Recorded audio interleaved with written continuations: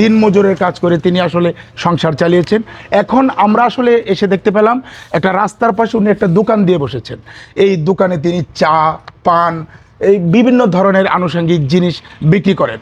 খেতে কামারে কাজ করছি, মানে মানুষের জমিতে কাজ করছেন। মানুষের জমিতে শ্রমিক হিসাবে। হ্যাঁ, শ্রমিক হিসাবে। হ্যাঁ, শ্রমিক। প্রতিদিন টাকা পাইছেন? হ্যাঁ, প্রতিদিন টাকা পাইছি। এছাড়া রাজমিস্ত্রি কাজও করছেন? এছাড়া পাশাপাশি আর কি রাজের কাজ করছি। যে সময় যেটা, মানে মোট কথা প্রতিদিন যে কাজ পাইছেন ওই কাজ। হ্যাঁ, এটাই সংসার চালাইতে থেকে আর টাকার বিনিময়ে যেটা সামনে যেটা আইছে, যে সময় এটাই করছি।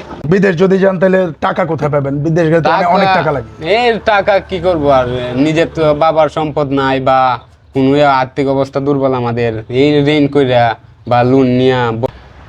চা আছেন আপনার এনে? ভাই চা বসাইছি না, কিছুক্ষণ হইছে আইছি।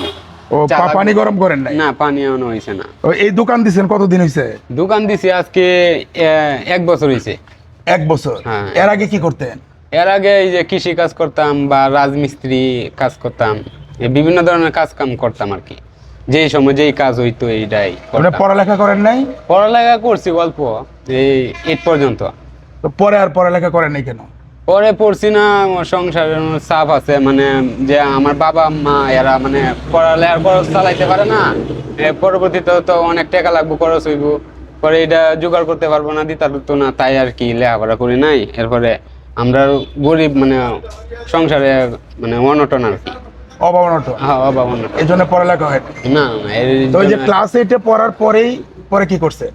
এই পড়ার পরে বিভিন্ন ধরনের যে ধান কাটছি বা খেতে কামারে কাজ করছি। মানে মানুষের জমিতে কাজ হ্যাঁ, করছেন? মানুষের জমিতে শ্রমিক হিসাবে? হ্যাঁ, শ্রমিক হিসাবে। হ্যাঁ, শ্রমিক। প্রতিদিন টাকা পাইছেন? হ্যাঁ, প্রতিদিন টাকা পাইছি। এছাড়া রাজমিস্ত্রি কাজও করছেন? এছাড়া পাশাপাশি আর কি রাজের কাজ করছি। যে সময় যেটা, মানে মোট কথা প্রতিদিন যে কাজ পাইছেন ওই কাজ। হ্যাঁ, এটাই সংসার চালাইতে থেকে আর টাকার বিনিময়ে যেটা সামনে যেটা আইছে, যে সময় এটাই করছি। এখন কি বিয়ে শাদী করছেন?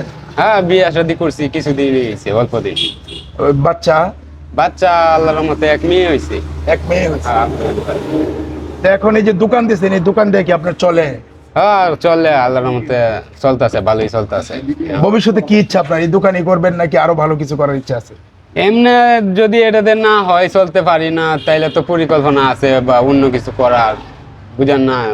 যদি না চলতে পারি তাই পরিকল্পনা আছে, বিদেশ যাবো বা অন্য কিছু করব। বিদেশ যদি যান তাহলে টাকা কোথায় পাবেন? বিদেশ গেলে তো অনেক টাকা লাগে। এই টাকা কি করব, আর নিজের তো বাবার সম্পদ নাই বা কোনো আর্থিক অবস্থা দুর্বল আমাদের, এই ঋণ কইরা বা লোন নিয়া বড় প্রবাসী কল্যাণ আনতে এভাবে মানে যাইতে হইব। গরিব মানুষ তো, নিজের ক্যাশ নাই, সম্পদ নাই, খালি বাড়ি বিটাটাই আছে। এই আর কিছুই নেই? না না না, কিছু। এই ছোট থেকে এই পরিশ্রম করে চলতেছে? হ্যাঁ, এই শুরু থেকে। এমনি বাবা মারে খাবার দেন না? হ্যাঁ, দেওয়া হয়। বাবা মা তো আছে, জীবিত আছে, তাদেরকেও দেখাশোনা করতে হয়, এইটার জন্যই তো। নিজের সংসার মানে পরিচালনার পাশাপাশি বাবা মার? হ্যাঁ হ্যাঁ, বাবা মা।